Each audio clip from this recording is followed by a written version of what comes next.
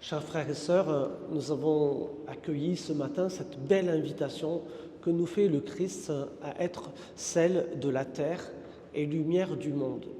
Comme je le disais en introduction, Jésus lui-même est la lumière. Il est le Fils de Dieu, le Messie, l'envoyé de notre Seigneur, et il le représente magnifiquement bien puisqu'il est Dieu, Jésus-Christ. Il n'est pas qu'un simple humain adopté par Dieu. Il est Dieu qui est venu s'incarner et partager notre humanité. Par conséquent, en lui, nous avons vraiment la source de toute lumière.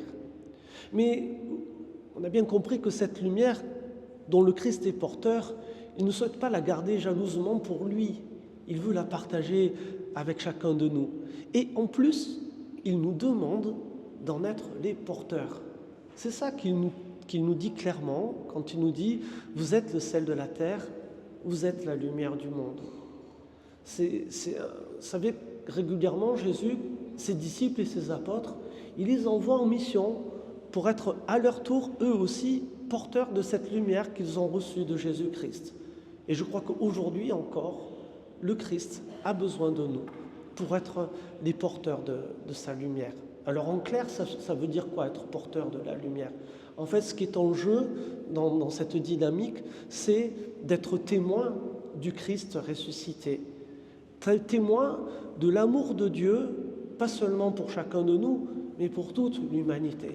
C'est ça être la lumière et être les messagers, finalement, de cette résurrection du Christ et de cet amour de Dieu pour chacun de nous et pour toute l'humanité. Vous voyez, c'est ça, être sel de la terre et être lumière du monde, pour que dans le monde qui est le nôtre aujourd'hui, malgré toutes les ténèbres qui s'épaississent peut-être de jour en jour, eh bien, il reste encore des petits fanals de lumière dont nous sommes les porteurs qui résistent à cela. Et là, les ténèbres ne peuvent pas l'emporter sur la lumière que le Christ, lui, nous envoie porter dans ce monde. Il est important de se rappeler cela. Alors vous voyez, on a ici presque une dualité de pédagogie qui est en jeu. Être sel de la terre et être lumière dans le monde. Le sel, vous connaissez, vous êtes certainement des meilleurs cuisiniers que moi. Vous voyez bien que quand on en prend et qu'on le mélange aux aliments, il disparaît dans l'opération. On ne le voit plus, le sel.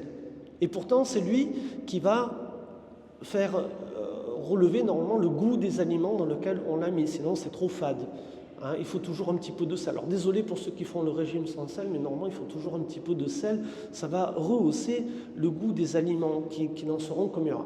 En même temps, il ne faut pas trop en mettre non plus du sel. Vous connaissez bien tout cela. Mais vous voyez la délicatesse aussi de cette pédagogie d'être sel de la terre. C'est quelque chose de magnifique qui nous est proposé. On a d'autres images similaires aussi dans les évangiles où Jésus dira que le royaume de Dieu est un peu comme du levain qu'on a mis dans la farine. C'est pareil, le levain comme le sel, il va disparaître dans l'opération. Mais en même temps, c'est lui qui va permettre à la pâte de lever. Vous voyez, dans l'image du levain. Et le sel de la terre, c'est exactement pareil. La pédagogie qui est en jeu, chers frères et sœurs, est la suivante. C'est que pour annoncer cet amour de Dieu, on appelle ça la pédagogie de l'enfouissement, telle qu'en ont été porteurs pendant plusieurs décennies de l'histoire de l'Église. Vous savez, tout ce qu'on appelle l'action catholique et tous les mouvements associés à ce qu'on appelle l'action catholique. La pédagogie est la suivante. On partage d'abord la vie des gens. On partage d'abord la vie des gens, l'existence des gens, avant de leur annoncer quoi que ce soit. On apprend de les connaître de l'intérieur, et puis les connaissant, là, on risque, dans la discussion, une parole de Dieu, un passage de l'Écriture qui peut éclairer tel ou tel aspect de leur existence et qui peut peut-être les aider. Vous voyez, c'est un petit peu ça la pédagogie du sel de la terre. C'est d'abord de vivre avec les gens sans être forcément repérable en tant que chrétien, prêtre ou religieux, religieuse. On partage d'abord la vie avec les gens et de l'intérieur, on annonce le Christ, on annonce Dieu, on annonce son amour pour l'humanité. Voilà la pédagogie du sel de la terre. Et puis, il y a une autre pédagogie qui, elle, est beaucoup plus visible, être lumière du monde. Et comme dit fort justement Jésus, La lumière, vous voyez, la bougie qu'on a mise sur l'autel, elle est bien sur l'autel pour qu'elle soit visible. On ne va pas la cacher sous l'autel ou derrière le maître-autel. Il faut qu'elle soit visible, la lumière. Et si on est porteur de la lumière du Christ, nous aussi, nous avons un petit peu ce devoir dans le monde qui est le nôtre aujourd'hui, d'avoir une certaine visibilité de temps en temps. Et vous voyez, là, le témoignage, c'est un témoignage plus direct, plus frontal.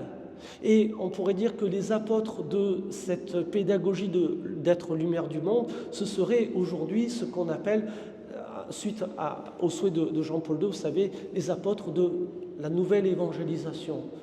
Moi, je trouve ça un petit peu aberrant, comme l'évangélisation, ça a toujours existé dans l'Église, ça continuera à exister. Qu'est-ce qu'il y a de nouveau dans le fait d'annoncer l'Évangile? Peut-être la manière de le faire, mais l'Évangile, lui, il n'a pas changé, c'est toujours le même. C'est toujours une aussi bonne nouvelle, ça veut dire ça, l'Évangile. Et nous en sommes appelés à être tous porteurs. Voyez, mais il y a ces apôtres de la nouvelle évangélisation qui vont peut-être évangéliser sur les places, qui vont évangéliser sur les plages, et je ne sais pas trop où encore. Voyez, on va à la rencontre des gens et on leur annonce « Dieu vous aime, mais Jésus t'aime, tu ne sais pas encore ?» Voilà, moi je viens de te le dire. Vous voyez, il y a un truc peut-être très frontal des fois dans cette manière de faire qui peut-être va correspondre à certaines personnes, mais en rebuter d'autres.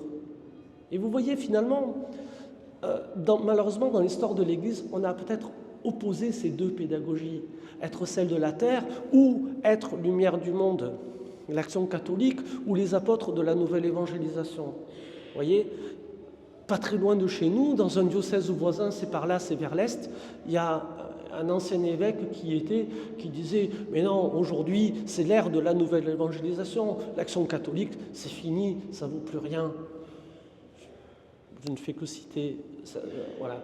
Donc, vous voyez, si Jésus, lui, dans l'Évangile, nous propose d'être celle de la terre, lumière du monde, vous avez bien remarqué qu'il ne dit pas « Soyez soit le sel de la terre ou lumière du monde ». Il nous laisse le soin de choisir peut-être comment nous serions peut-être plus à l'aise. Être dans cette pédagogie du sel de la terre, dont j'ai parlé tout à l'heure, ou dans cette pédagogie d'être lumière du monde. Et puis, chers frères et sœurs, c'est une question d'intelligence et de discernement, finalement.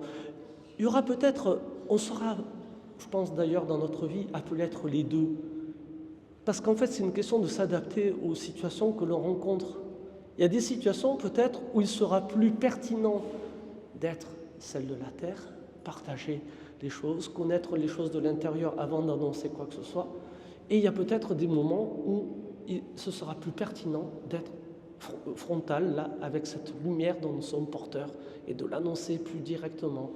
Vous voyez, ça c'est une question après de pédagogie et d'intelligence en fonction des situations que nous rencontrons, de savoir comment peut-être nous adapter à la situation pour mieux annoncer l'évangile de Jésus-Christ.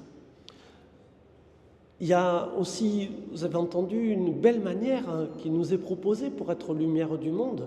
C'est celle que nous propose le prophète Isaïe dans la première lecture, quand il nous dit « Tu ne te dérobes pas à ton frère, quand tu donnes du pain à celui qui est affamé, quand tu t'occupes de ceux qui ont besoin de toi, peu importe de quelle manière, là, ta lumière, elle jaillira comme l'aurore. » Belle image que nous propose le prophète Isaïe, en nous disant que dans toutes les bonnes actions que nous pouvons mener, là, chers frères et sœurs, on devient porteur de la lumière.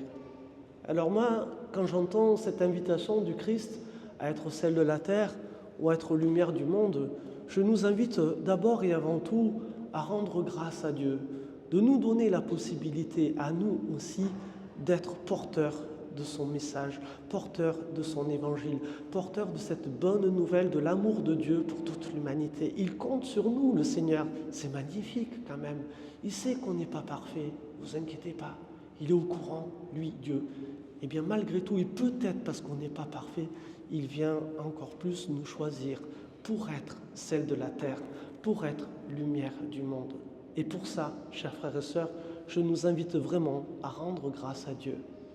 Et puis peut-être pour avoir le courage dans la société qui est la nôtre aujourd'hui, dans le monde qui est le nôtre aujourd'hui, de continuer à être sel de la terre et lumière du monde. Demandons aussi au Seigneur son esprit de force, son esprit de lumière, cet Esprit Saint qui va nous soutenir peut-être dans ce témoignage, là où nous sommes peut-être un peu timides parfois. Demandons au Seigneur de nous donner ce courage, de continuer à être aujourd'hui encore sel de la terre, lumière du monde. Parce que le monde, même s'il n'est pas encore au courant, a tellement besoin de nous.